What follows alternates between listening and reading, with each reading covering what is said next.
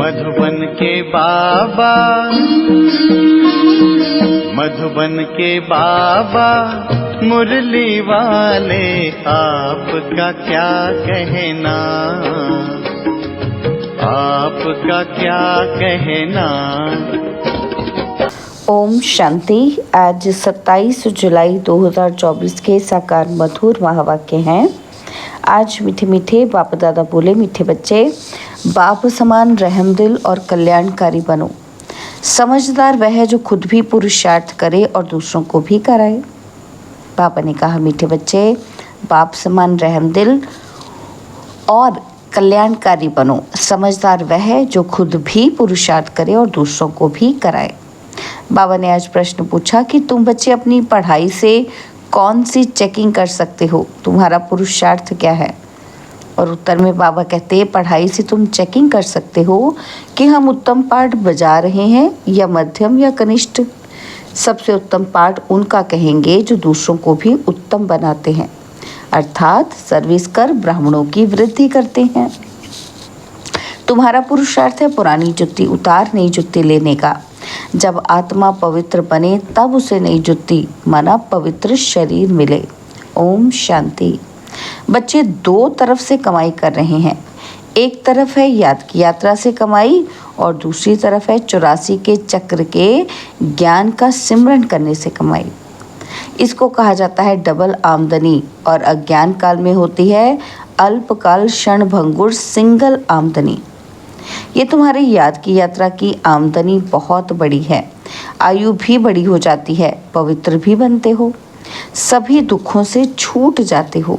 बहुत बड़ी आमदनी है।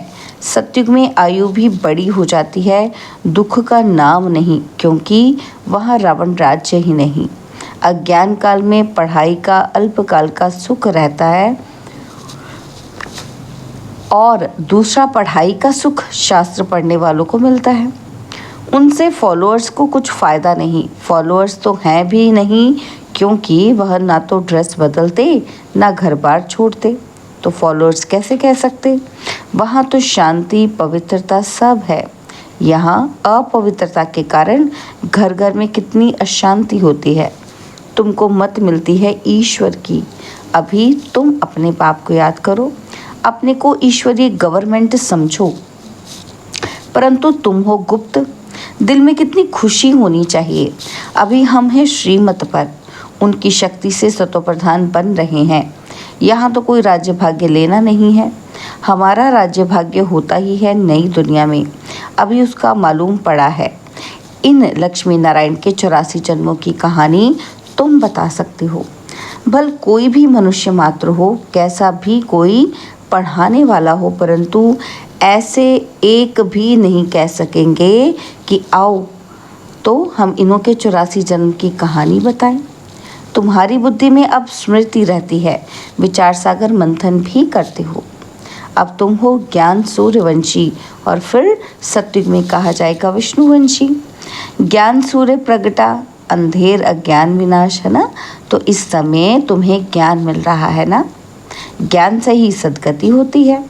आधा कल्प ज्ञान चलता है और फिर आधा कल्प अज्ञान हो जाता है। यह भी ड्रामा की नूंद है। तुम अभी समझदार बने हो। जितना जितना तुम समझदार बनते हो, औरों को भी आप समान बनाने का पुरुषार्थ करते हो। तुम्हारा बाप रहमदिल कल्याणकारी है तो बच्चों को भी बनना है। बच्चे कल्याणकारी ना बने तो उनको क्या कहेंगे। गायन भी है ना, हिम्मते बच्चे मददे बाप, तो यह भी ज़रूर चाहिए, नहीं तो वर्षा कैसे पाएंगे। सर्विस अनुसार तो वर्षा पाते हो। ईश्वरीय मिशन होना, जैसे क्रिश्चियन मिशन इस्लामी मिशन होती है, वह अपने धर्म को बढ़ाते हैं। तुम अपने ब्राह्मण धर्म और दैवी धर्म को बढ़ाते हो। ड्रामा अनुसार तुम बच्चे ज़रूर मददगार बनेंगे। कल्प पहले जो पाठ बजाया था वह ज़रूर बजाएंगे। तुम देख रहे हो हर एक अपना उत्तम मध्यम कनिष्ठ पाठ बजा रहे हैं। सबसे उत्तम पाठ वह बजाते जो उत्तम बनाने वाला है। तो सभी को बाप का परिचय देना है और आदि मध्य अंत का राज समझाना है। ऋषि मुनि आदि भी नीति नीति कहते गए और फिर कह देते सर्वव्यापी हैं और कुछ नहीं जानते। ड्रामा अनुसार आत्मा की बुद्धि भी तमो प्रधान बन जाती है। शरीर की बुद्धि नहीं कहेंगे, आत्मा में ही मन बुद्धि है। यह अच्छी रीति समझकर और फिर बच्चों को चिंतन करना है, फिर समझाना होता है। वो लोग शास्त्र आदि सुनाने के लिए कितनी दुकान निकाल बैठे हैं। तुम्हारी भी दुकान है। बड़े बड़े शहरों में बड़े बड़े दुकान चाहिए। बच्चे जो तीखे होते हैं उनके पास खजाना बहुत रहता है। इतना खजाना नहीं है तो कोई दे भी नहीं सकते हैं। धारणा नंबरवार होती है। बच्चों को अच्छी रीति धारणा करनी है जो किसी को समझा सकें। बात कोई बड़ी नहीं है, सेकंड की बात है। बाप से वर्षा लेना। तुम आत्माएं बाप को पहचान गए हो तो बेहद के मालिक हो गए। मालिक भी नंबरवार होते हैं। राजा भी मालिक तो प्रजा भी कहेगी हम भी मालिक हैं। यहाँ भी सब कहते हैं ना हमारा भारत। तुम भी कहते हो श्रीमत पर हम अपना स्वर्ग स्थापन कर रहे हैं और फिर स्वर्ग में भी राजधानी है। अनेक प्रकार के दर्जे हैं। पुरुषार्थ करना चाहिए ऊंच पद पाने का। बाप कहते हैं जितना भी पुरुषार्थ कर पद पाएंगे वही कल्प कल्पांतर के लिए होगा। इम्तिहान में कोई की कम मार्क्स हो जाती है तो फिर हार्ट फेल भी हो जाते हैं।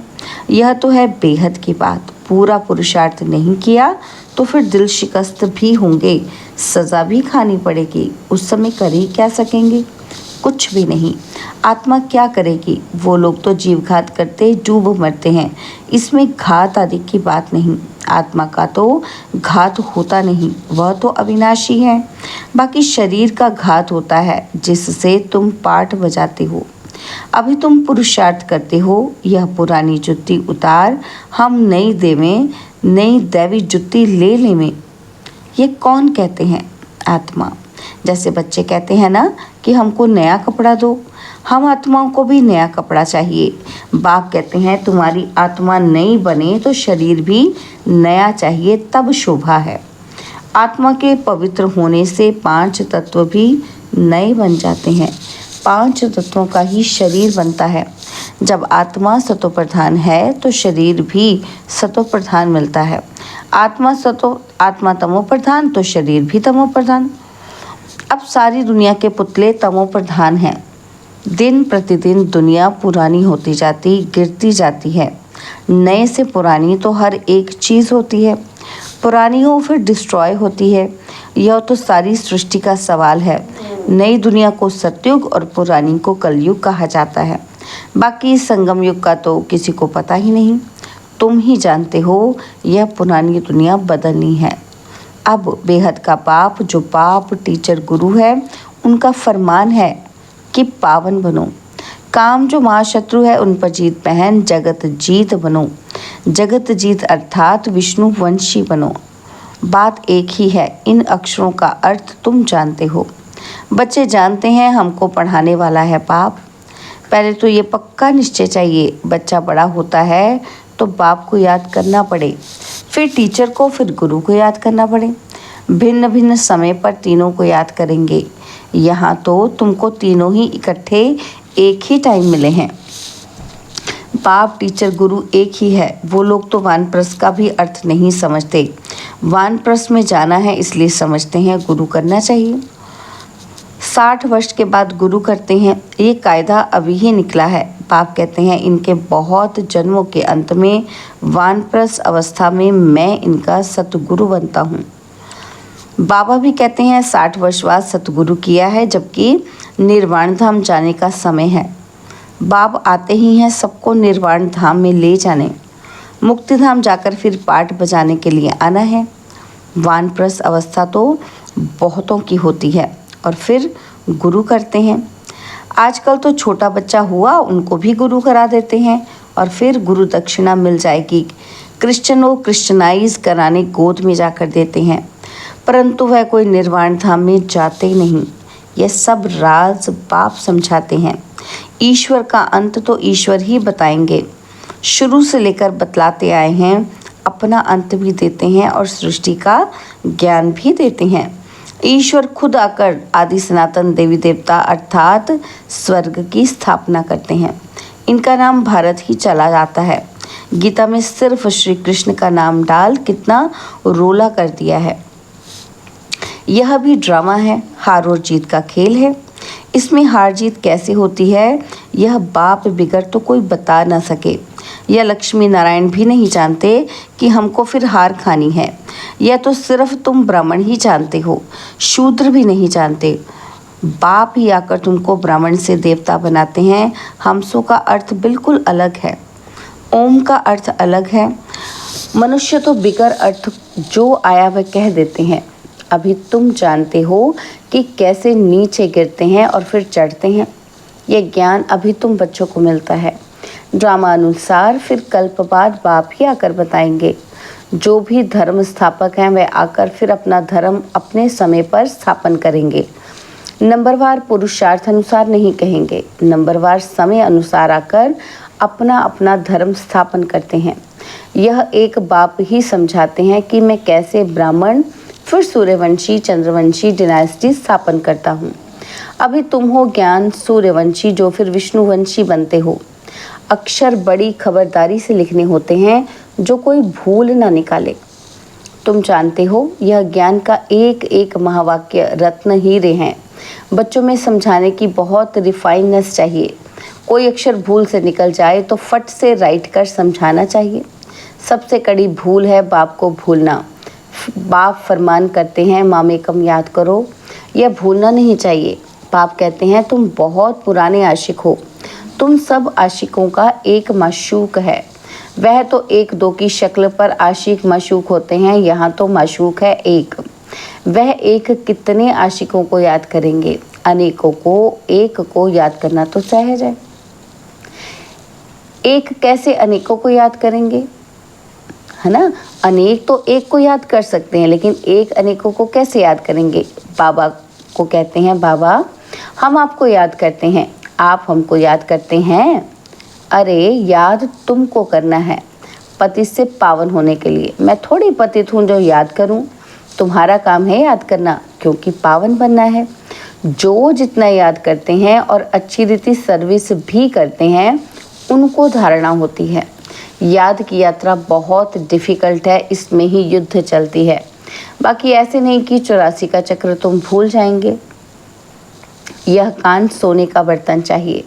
जितना तुम याद करेंगे उतनी धारणा अच्छी होगी, इसमें ताकत रहेगी।